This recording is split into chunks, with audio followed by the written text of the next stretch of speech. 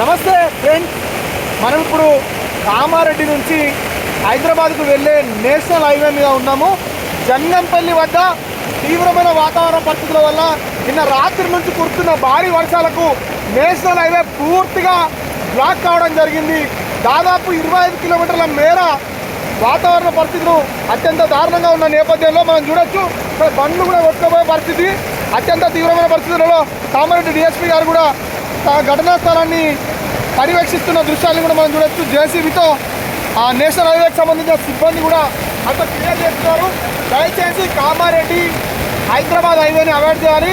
మరీ ముఖ్యంగా చూసుకున్నట్లయితే సిద్దిపేట నుంచి కరీంనగర్ వెళ్తున్న నేషనల్ హైవే కూడా వాతావరణ పరిస్థితులు ఉధృతిగా ఉండడం వల్ల ఆ నేషనల్ హైవేని కూడా అధికారులు క్లోజ్ చేస్తున్నారన్నట్టుగా మనకు ప్రాథమికంగా సమాచారం వస్తుంది.